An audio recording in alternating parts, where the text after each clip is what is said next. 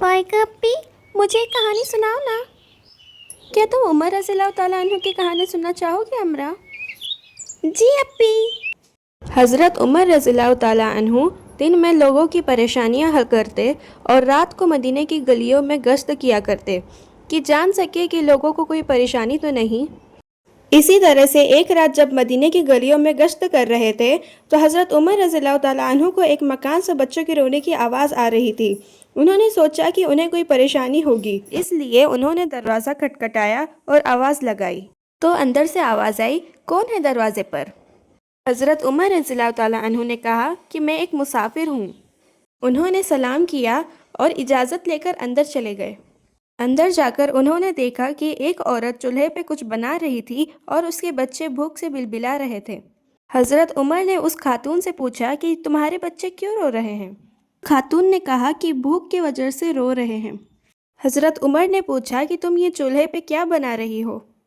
उस खातून ने कहा कि पानी में पत्थर डालकर उबाल रही हूँ ताकि बच्चों को लगे कि कुछ बन रहा है और वो इंतज़ार करते हुए थक कर सो जाए, लेकिन पत्थर से क्या बनेगा और ये बच्चे सो भी नहीं रहे।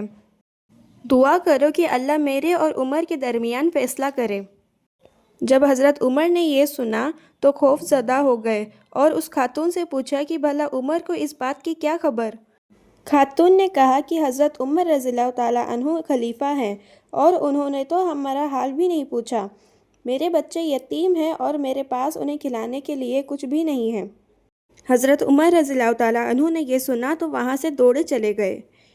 हज़रत उमर रज़ी अल्लाह ताला अन्हु ने आटा, घी, चीनी और भी बहुत सारा राशन इकट्ठा किया और बोरी में भरकर उठाने लगे तो उनके गुलाम असलम ने कहा कि आप ये बोझ मत उठाइए, या अमीरुल मोमिनीन, ये मैं उठा लेता हूँ। तो हज़रत उमर ने कहा कि क्या तुम क़यामत के दिन भी मेरा बोझ उठाओगे? नहीं या अमीरुल मोमिनीन, उस दिन तो सबको अपना बोझ खुद ही उठाना है। और फिर उमर रज़ी अल्लाह ताला अन्हु बोरी उठाकर उस खातून के घर चले गए।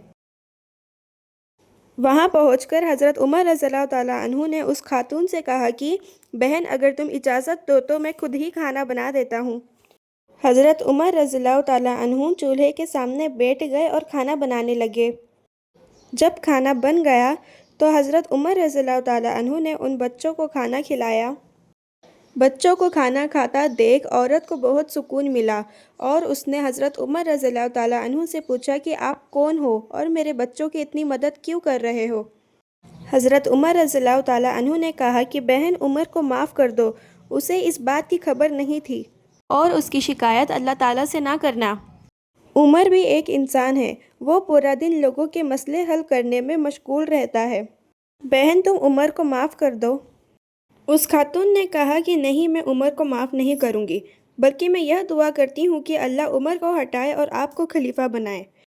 यह सुनकर उमर रज़ी अल्लाह ताला अन्हु रोने लगे और कहने लगे कि बहन, मुझसे क़यामत के दिन हिसाब ना लेना, मैं ही उमर हूँ। यह सुनकर औरत हैरान हो जाती है और कहती है, क्या आप ही अमीरुल मोमिनीन हो? खातून को सारी बात समझ आ जाती है और वो अमीरुल मोमिनीन को माफ़ कर देती है।